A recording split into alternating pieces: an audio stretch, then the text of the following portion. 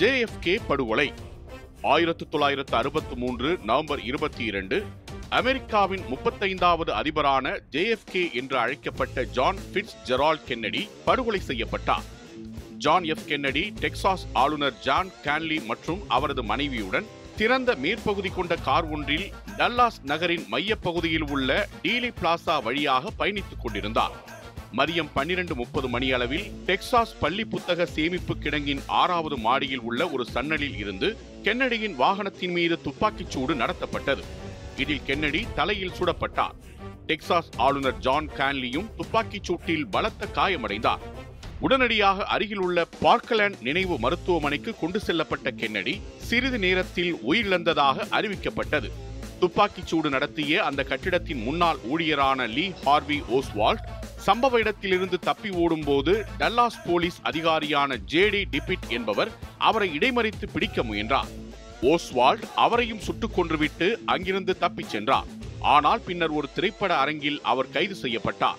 கைது செய்யப்பட்ட 2 நாட்களுக்கு பிறகு நவம்பர் 24 அன்று ஓஸ்வால்ட் காவல்துறையினரின் பாதுகாப்புடன் அழைத்துச் செல்லப்படும் போது டல்லாஸ் இரவு விடுதி உரிமையாளரான ஜாக் ரூபி என்பவரால் நேரடியாக சுட்டுக் கொல்லப்பட்டார்.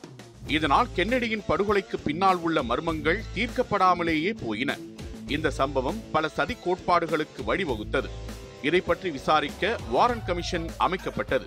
வாரன் கமிஷன் ஓஸ்வால்ட் தனியாக செயல்பட்டார் என்றும் இந்த செயலுக்கு பின்னால் எந்தவிதமான சதி திட்டத்திற்கும் ஆதாரம் இல்லை என்றும் முடிவுக்கு வந்தது.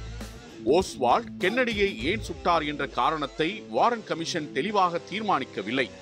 இதனைத் தொடர்ந்து அமைக்கப்பட்ட கீழவை சிறப்பு விசாரணை குழு கென்னடி ஒரு சதி திட்டத்தின் விளைவாகவே படுகொலை செய்யப்பட்டிருக்கலாம் என கூறியது. மேலும் 2 துப்பாக்கிதாரிகள் சுட்டிருக்க அதிக வாய்ப்புள்ளது என்றும் ஓஸ்வால்ட் தனித்து செயல்படவில்லை என்றும் தெரிவித்தது. இன்று வரை வெளியான பல்வேறு ஆவணங்கள் மற்றும் விசாரணைகளின் அடிப்படையில் கென்னடியின் மரணத்திற்கு பல்வேறு காரணங்கள் முன்வைக்கப்படுகின்றன. கியூபா மற்றும் பனிப்போர் கொள்கைகள் தொடர்பாக கென்னடிக்கும் CIA-விற்கும் இடையே இருந்த மோதல்கள், கியூபா மற்றும் கிரிமினல் வழக்குகளில் கென்னடியின் சகோதரர் ராபர்ட் கென்னடியின் நடவடிக்கை காரணமாக ஏற்பட்ட மாஃபியா குழுவின் பழிவாங்கல் நடவடிக்கை, கொலையாளி லீ ஹார்வி ஓஸ்வால்ட்டின் சோவியத் கியூபா நாடுகளுடனான கம்யூனிச தொடர்பு, வியட்நாம் போர் போன்ற கொள்கைகளில் கென்னடியின் நிலைப்பாட்டோடு முரண்பட்ட துணை அதிபர் லிண்டன் பி ஜான்சனின் தொடர்பு போன்ற பல சந்தேகங்கள் பொதுவெளியில் எழுந்தன. கென்னடி படுகொலைக்கு பின்னால் ஒரு சதி திட்டம் இருக்கலாம் என்று பல ஆய்வுகள் பரிந்துரைத்தாலும் அது யாரால் நடத்தப்பட்டது என்பது இன்று வரை தெளிவாகவும் அதிகாரப்பூர்வமாகவும் அறியப்படவில்லை.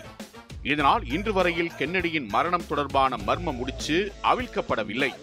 இந்த படுகொலை நிகழ்வு அமெரிக்க வரலாற்றில் ஒரு நீடித்த மற்றும் மறக்க முடியாத துயரத்தை ஏற்படுத்தியது. இதன் பின்னர் அதிபர்களின் பாதுகாப்பிற்கான இரகசிய சேவை உள்ளிட்ட விதிமுறைகள் கடுமையாக்கப்பட்டன. நவம்பர் 22, 1963 அன்று அமெரிக்க வரலாற்றில் நடந்த மிக முக்கியமான மற்றும் சோகமான நிகழ்வாக ஜான் எஃப் கென்னடியின் படுகொலை வரலாற்றில் பதிவானது.